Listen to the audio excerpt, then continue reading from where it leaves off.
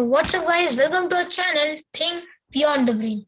Today we are going to learn about digestive system of a human body.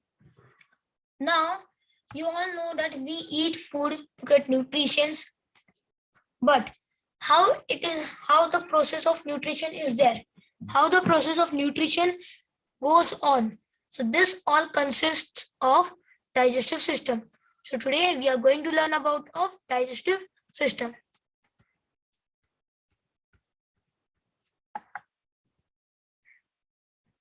So in digestive system, there are many parts such as salivary glands, mouth, liver, esophagus, gallbladder, stomach, small intestine, pancreas, large intestine, anus, and rectum. Now, these all parts, this our liver, salivary glands, mouth, esophagus, stomach, pancreas, anus, rectum, large intestine, small intestine, and the gallbladder. And pharynx is the muscle of the esophagus which pushes the food down. Now this all comes in digestive system. So today we are going to learn about digestive system, but one more thing, that this is a very big thing. These all are again small things, but these all have large things about a large study about them. So that's why we will today just complete of the part of the starting of digestive system, the mouth, salivary glands, and the esophagus. Means this full part. Now this part we will today learn about, because this is the first part, this is the first digestive part from which the full system starts. From this only full system starts from here and then goes and ends over here, and then digestive system, which we will learn in the next video. So this will take 5 to 6 videos to go on to learn about what we will tell you, to understand what we will tell you. Be on track. Just subscribe our channel, tap on the bell icon so that you will understand, you will get an idea that when our videos are coming. That's for subscribe our channel, tap the bell icon for future video notifications, like, share, and comment. So we'll start with our salivary glands, mouth, and esophagus. So first we'll talk about mouth. Now you all know that teeth, there are in different shape in our mouth. Some teeth are pointed, some teeth are very broad, there is space between them. Some teeth are in the front, someone's teeth is big, someone's teeth is small. These all are in different kinds. Now, this four, from this over here, from this to this one, these four teeth are called as the incisors. Both upper jaw and lower jaw, the both sides, these four teeth are called as the incisors. Now, what is the use of the incisors? Now, the forward teeth, you can see on your teeth that the forward four teeth are our incisors. They help in biting and cutting of strong things. Now we cannot cut them from our part of this much. We cannot cut from these three, because see, they are inside the muscles. How we will put our food inside there? So the teeth which is there in front, they are used for biting and cutting. Then the canines. Now canines are one in each side of the incisors, over here, and over here, and over here. So these are sharp for tearing flesh. Like for tearing flesh means for eating, for cutting, like someone eats chickens, that all non-veg things. So easy to cut them, easy to cut very fleshy materials. So that's why these are there, canines. And then premolars. Now premolars are in the very much familiar shape because they are used for grinding of our teeth, grinding of the food. Now these are the premolars. From here to here, these two are premolars on either side of the canines on both jaws, lower and upper. And then at last comes our molars. Now these two molars comes by default. These two molars comes by default.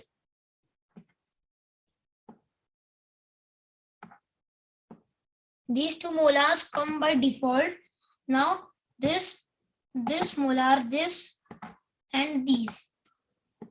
More molars come over here. If like this only means they can come, they cannot come. Nothing comes like this because they are the wisdom tooth. There is not much use of these tooths. They're just for more proper grinding. So that's why they are called also wisdom tooth, the molars.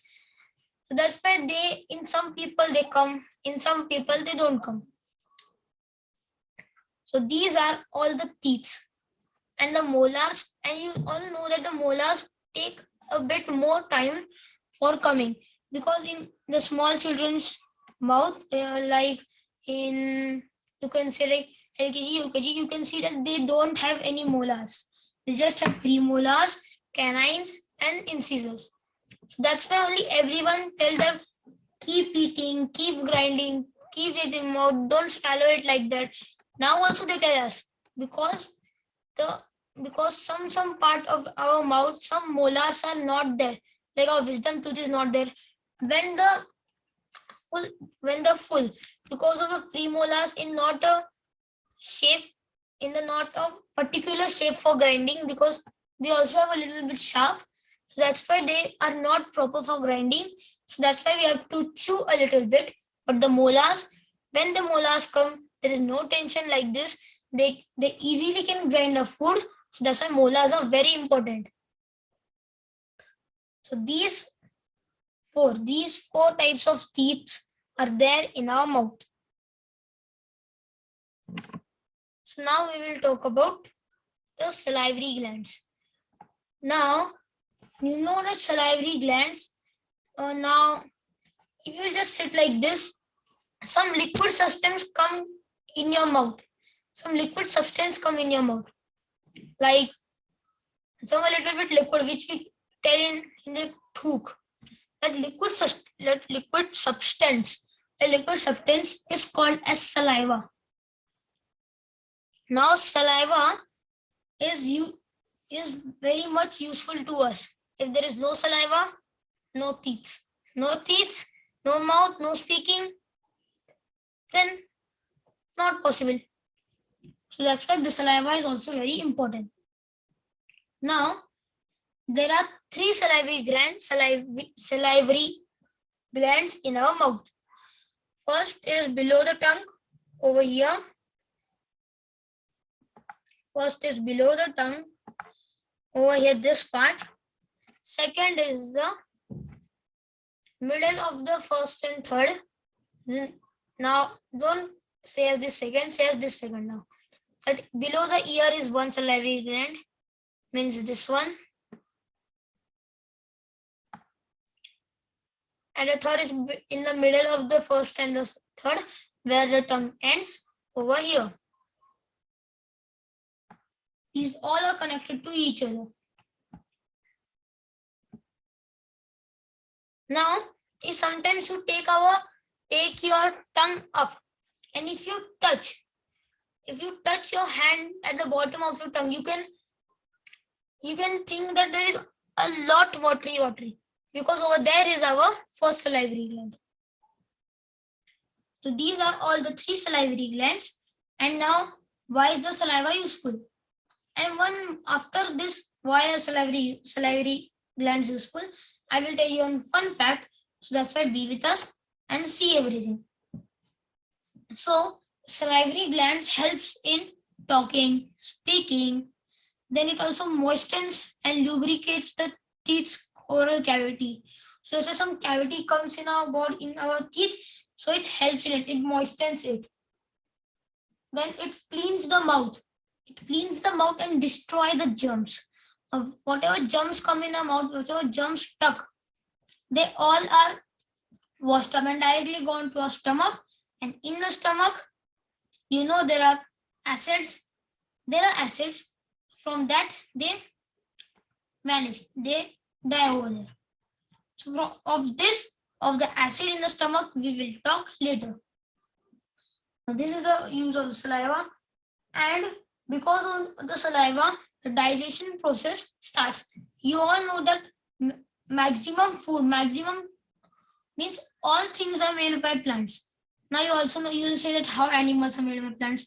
Now animals eat, some animals eat plants, other many animals eat them.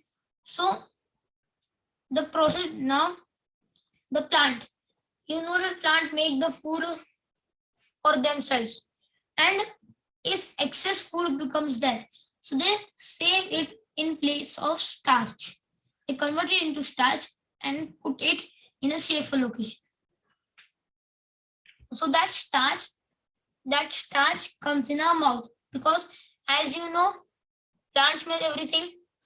So plant have starch.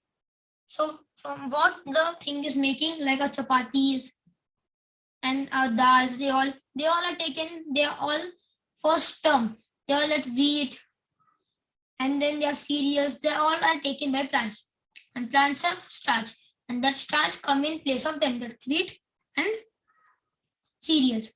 So by this process, starch comes in our mouth, and saliva has an enzyme. The saliva has an enzyme called amylase. Now, saliva has an enzyme called amylase, which converts starch into maltose, a scientific term in digestion for sugar. It converts starch into maltose, means sugar. From this also part our digestion starts. Now, after the chewing of the food, what is done of the food? The food is gone through the esophagus. Also, we can call it the food pipe. Now, you can see over here that the food. Now, you know that when the food is done chewing in our mouth, it becomes a particular round or in a particular shape. Then when we swallow it, it goes from the tongue, it goes from the esophagus, or we can call it as a food pipe. It goes down like this. The muscles of the esophagus pull the food, pushes the food down. That's not only. Now it's not like that the food goes in the esophagus, directly goes down because of the gravity. No, the muscles push the food, because you know that if anyone hang us upside down and then also we eat food, then also it will go into stomach. It will not fall down from our mouth because of the gravity. If we are sleeping, then also it goes down because the muscles, when they come in contact with the food, they just directly push it down to the stomach. So this is the process of esophagus. We can call it also esophagus. So this food is going down from the esophagus to the stomach. The esophagus pushes the food down to the stomach. So this all is the process of esophagus. So today we have learned about mouth, teeth, and mouth's teeth. Then we have also learned about salivary glands, and now esophagus. So we have learned about all these three topics. Now, as I told that this is a very big topic, so we will cover all the parts. We have just today talked about the salivary glands, mouth, and esophagus. In the next video, we will start with our new topics. So that's why, to understand, to get a notification when our new topics, when our new videos are coming, subscribe our channel. Then a bell type thing will come. Just click it, set to all notifications, tap that bell icon, and just like our video, share, and comment it if you don't understand anything. we will try it better to we understand you, because we all want to pass on our education, pass on our thing which we have learned to you all. So thank you for watching our video till the end. Please like, share, comment, and subscribe. Thank you. Bye bye.